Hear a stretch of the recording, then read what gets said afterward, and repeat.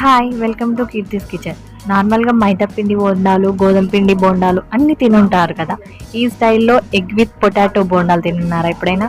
తినుంటే comment చేయండి. ఎలా చేస్తారో రెసిపీ చూసేద్దాం వచ్చేయండి. ముందుగా ఎగ్స్ అండ్ ఆలూస్ని బాయిల్ చేసుకోవాలి. మీ ఇష్టం, మీరు ఎన్నైనా తీసుకోవచ్చు.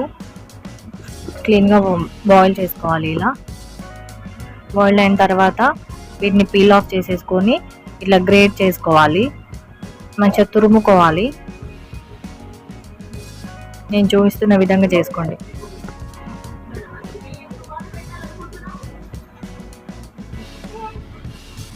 ఇలా క్లీన్గా మొత్తం తురుముకోండి.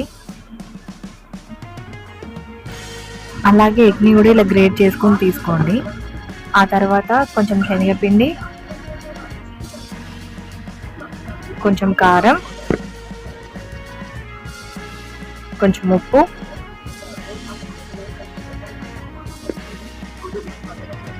కొన్ని ఆనియన్స్ వేసి బాగా మిక్స్ చేసుకోండి. మీకు ఒకవేళ పిండి ఎక్కువగా అనిపిస్తే కొన్ని వాటర్ పోసుకొని మిక్స్ చేసుకోండి. బాగా బాల్స్ లాగా కావాలి మనం చేస్తే, అట్లా చేసుకోవాలి. వాటర్ పోసుకుంటూ మెత్తగా పిసుక్కోండి పిండిని. ఇలా బాల్స్ లాగా అవ్వాలి. మీకు పిండి గట్టిగా అనిపిస్తే వాటర్ పోసుకోండి, 1 or 2 టేబుల్స్. ఇట్లా అన్ని ముండల్లాగా చుట్టేసుకొని ఇప్పుడు డీప్ ఫ్రై కోసం ఆయిల్ హీట్ చేసుకోవాలి. ఆయిల్ హీట్ అయిన తర్వాత మనం రెడీ చేసి పెట్టుకున్న బొండాల్ని అందులో వేసేసుకోవాలి. లో ఫ్లేమ్లోనే పెట్టి ఫ్రై చేసుకోండి, లేకపోతే లోపల దాకా ఉడకదు.